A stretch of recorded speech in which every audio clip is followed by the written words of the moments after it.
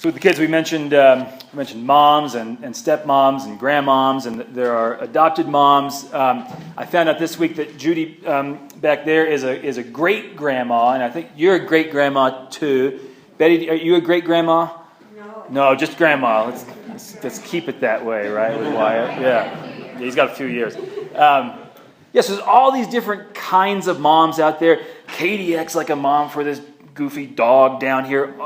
When I say mom, I want you to encompass all those kinds of moms, and this we just have to start with the stories about that. When we talk about moms like that, let's just acknowledge some of us in this room had perfect mothers.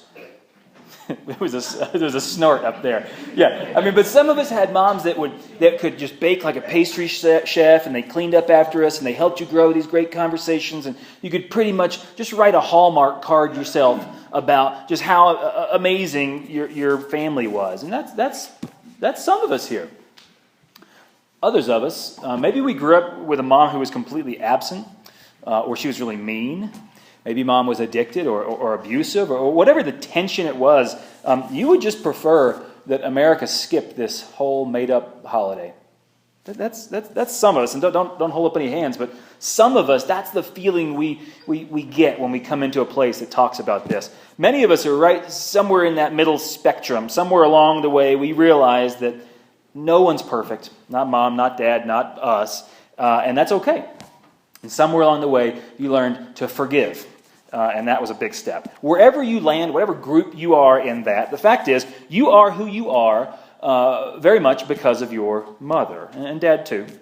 And whatever your past was, whether it was smooth sailing, whether it was really turbulent in your family, whether it was just blue skies every day, or just really stormy and full of fear and anger, you can at least say, thanks, Mom, for helping me become who I am. I mean, if it wasn't because even of her mistakes, through those, you got something good, like life. You got resilience. You got the values that make you who you are. So, thanks, Mom. Thanks, Mom. Yeah, there you go. Wes, did you say that loud enough for your mom to hear? Yeah. Hey, but those storms and those turbulence points, growing up, can be rough. They can be rough as adults. That turbulence, figuratively, even literally. The choir just sang a song called She Flies On. So here's my story about flying with my mother. It was winter break, 1997 and 98.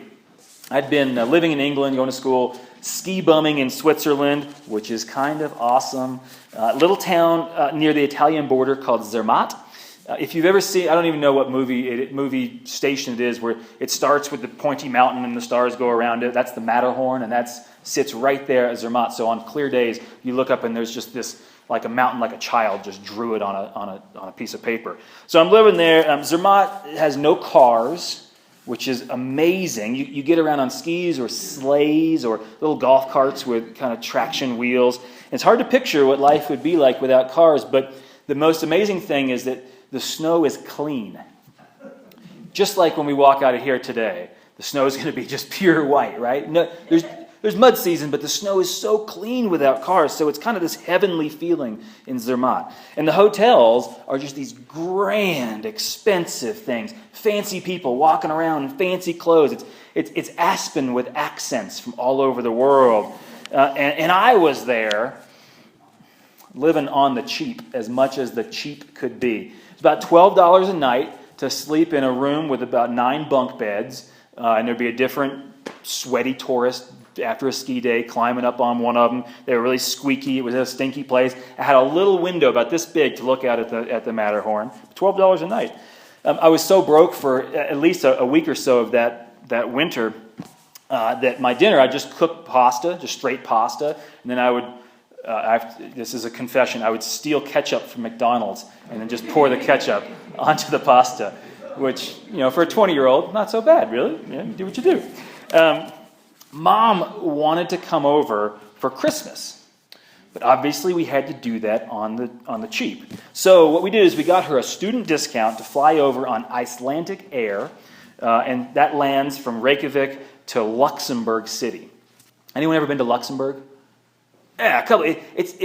From one angle, it looks kind of like a video game or something. I mean, it's castle-ish spires, and there's a canyon that runs around, and the road goes across the canyon straight into a tunnel. It's like a bridge into a tunnel. It's really this wild kind of place, and you got your red wine, you got great food and French cheeses. It's a lot like France, except the people are nice to Americans.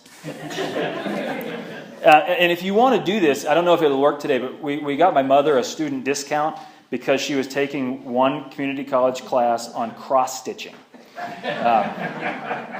So, it's pretty awesome for a mom. So we make our way from Luxembourg to Paris for Christmas. And we walk around, and the Eiffel Tower is our Christmas tree. We open one little present. And most of the time, we were civil to each other. Most of the time. Little argument about the Bastille, but no one's getting a guillotine on this. We made it through Paris. And then we go to London, and we sightsee through some of that. And the most tense moment is we went to that fancy cemetery where all kinds of people are buried, Oscar Wilde, Balzac, and Jim Morrison from The Doors. And we had a little argument when my mother stole flowers off of Jim Morrison's grave, which she still has. I thought that was tacky, but it is her thing. Anyway, we go to Oxford. I show her all around there. We're arguing. It's close. We're almost, but we make it. And I tell you, 5 days with my mother without some kind of a blow-up, that's why I believe in miracles. It's just that. So we get to the airport after 5 days of this, and all we have to do is put up with each other for 10 more hours. One flight, 10 hours to get 2 flights. It's a little layover. And when you're in an international airport, you have to get there like 3 hours before, sit in the terminal, silent. And there's 4 hours in Reykjavik. So this is starting to add up, right?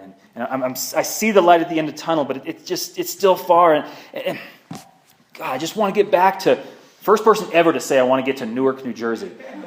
Just so then she can keep flying to Arkansas, and I can drive to North Carolina, go back to spring semester, and just wash all this away. 10 hours. This is not the Mother's Day sermon you kind of expected, I don't think. Somewhere in our attempt to just ignore ourselves, in airports, there's newspapers laying around. So we pick up a newspaper, probably a USA Today or some junk like that, and we're reading through it, and there's a story right there on the second page about a flight that had just gone. I don't remember if it was L.A. to Seattle or Seattle to L.A., somewhere along that coast. Probably people coming home from Christmas vacation. And that flight, it took off, it hit some pockets of air, and it shook so much, some guy wasn't wearing a seatbelt. And it shook so much that he flew out of his seat, hit the ceiling, broke his neck, and died. Right in the aisle. Right there. He just flew out of the seat and died. Which is sad. But picture yourself about to get on an airplane after reading that, which is stressful. And wouldn't you know, just after takeoff from London, we are gritting our teeth with each other, but our plane starts to shake, and shake harder, and shake worse.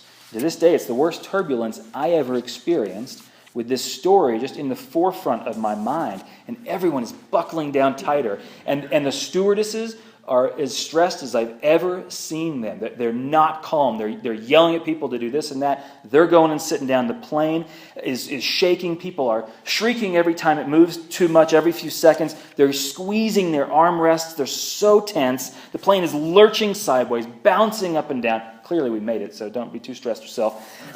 I sat there with my mother, completely unsure of what to think about this whole thing. Turbulent flight, turbulent life. Should we have done this? Was the trip worth it? Was all the fighting that we had through the teenage years worth it? Were we going to get through this stuff? How much control do we really have in this stupid plane? How much control do we really have in our relationship? The pilot comes over the top of all this and says, hey, we're going to redirect this plane. This isn't working. We're going to go this way to the north to get out of this storm, which was a great metaphor for the redirection in our lives. Take more time to smooth things out. To smooth out that family conflict. And eventually, soon enough, with all the fear around, the plane starts to settle. People start to breathe. Everyone returns to their magazines and their crossword puzzles, mostly just staring forward, wondering what it all kind of meant.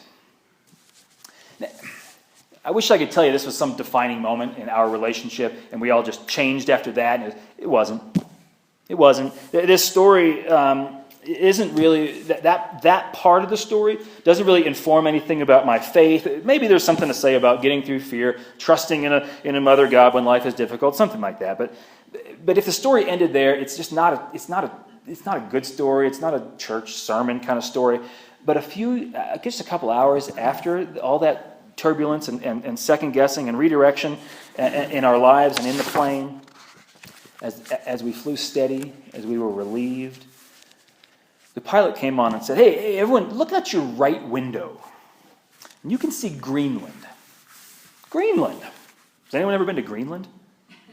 Oh, it's who would go to Greenland? There's like 7 people that live there.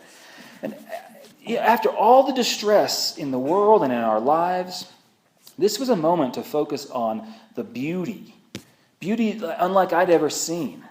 It was waves of rolling ice, just as far as the horizon would go. It was mythical. It was otherworldly.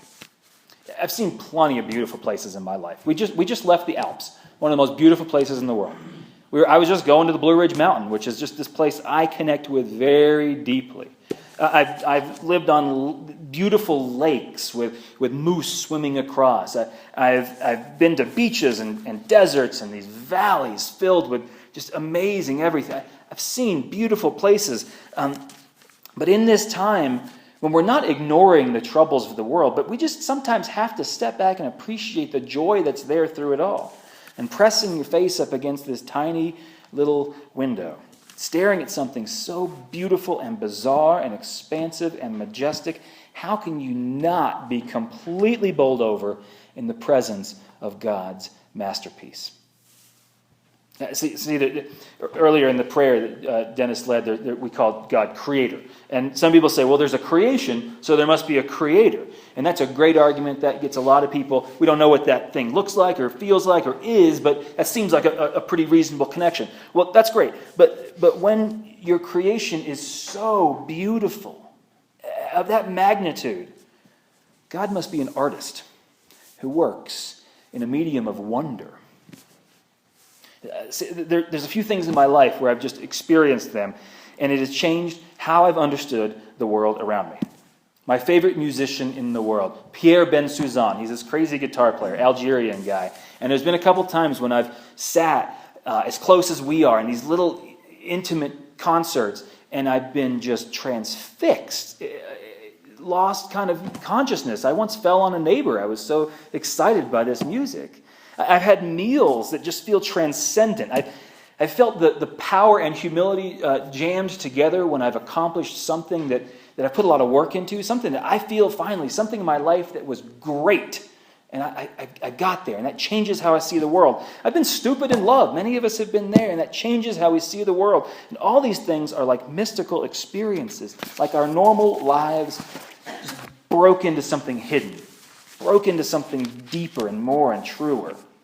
And that sight of Greenland, of a different world, counts in the top 10 or dozen moments where my joy of living just hit me so hard that the world stopped. And everything that was me just melted in or pointed toward everything that is. That's what awesome means. To me, that's the definition of awesome. When you are so filled with awe that there's no you left to be. So that's me. For the next couple minutes, I want you to turn to a neighbor and tell them, maybe a group of 3 if you have to, and just share one of those beautiful places or a beautiful moment, some full of wonder moment. It doesn't have to do anything with your mother, just something that shook you with the realization that there is a holy artist that shapes our world and touches our lives. Take a couple minutes, share back and forth, whoever you can grab. Maybe not someone not in your family even. Go for it. They're back here. I think Kathleen walked in just as y'all were talking, so that must have been disorienting. Is this church or what's going on here? Let me tell you what I expected and what I just saw. Let me tell you what I just saw that was very different. Oftentimes in a sermon, some of you nod, some of us are nodders, and some of us can get emotional at times, and some of us get close to tears, or they laugh in church. Very often people tell me, I like this church because it makes me think. And I don't really know what that means, but a lot of you say it, so good for that. Sometimes people tell me, I don't like this church because they don't say it makes you think, but it's because they make you think. Sometimes after a sermon, people get angry. This one was snoring earlier. People fall asleep. It happens. All these kind of feelings happen. But can you think of a time in church when more people were smiling at each other? Can you think of a time when more people were telling a story? Often when you're telling a story, you're looking into somebody's eyes, but all through here, people were telling a story and kind of staring off here and repicturing this thing in their mind, kind of in this awed look. That's worship. That's praise. And you can sink into that together. The larger context I don't know if it was exactly worship or just teaching or whatever it was that Jesus was doing. The larger context in the story that Dennis read is that Jesus is teaching a large crowd. Was he in a mega church or was he outside? Outside. Very easy. He always was most of the time like that. Sometimes he went to the temple, big stuff. In Matthew, this particular story is part of the Sermon on the Mount, longest sermon Jesus has in the Bible. It's worded a little bit differently, but it's put on a mountain, on a hill somewhere. In Luke, the first verse of this chapter says Jesus is preaching to the crowd gathered by the thousands, so that they trampled each other. And then our story comes up, and when he sneaks this little part of it just to his disciples. But either way, whichever, it's Matthew, Luke, whatever, maybe he preached it twice. You can picture that Jesus is out there with some rolling fields. Probably, if there's crowds, there has to be a flowing stream nearby so that they could get a drink of water. You wouldn't go there if there's no water. It's probably near the Sea of Galilee, is where Jesus and the disciples spent a lot of their time together. And if you've seen pictures of Israel, many of you had this image of it as a desert. If you've been to Israel, much of it now is a desert. And a lot of that is due to industry and population just sucking up the water. But back in Jesus' day, while there were plenty of desert-like places, it also had plains and grass. So in this place, you have to imagine that they're in North Boulder. I think it's Wonderland Trail. When you're going to North Boulder and there's that hill that just kind of goes up a little ways, that's what it looked like. Maybe with some crumbling rocks at the top. You can look at pictures of Israel and there's crumbling rocks at the top, almost like mesas. Not quite a desert, but kind of like these mesas, and it just falls apart. And so you're picturing Jesus sitting below a curving band of cliffs so that the voice would project, with rolling hills that came down, where there's lots of people, and there's converging, bubbling streams behind him, with a hazy lake off in the distance. Just a heavenly picture. And above Jesus would be these birds flying into the cracks in the cliffs and making their nest, and maybe the winds above the cliffs, they were playing and catching the wind as it blew over the crest, and all around them would be blooming flowers of all colors, and bees in some of them, and children making bouquets. It was a place of peace and a time of tranquility. Jesus could have preached that story anywhere. Could have preached it. Would have been meaningful if he did that surrounded by tension and surrounded by threats of danger. But here in this place, surrounded by God's masterpiece, from this man whose presence filled everyone with wonder and his words of calm attention, that was an awesome moment.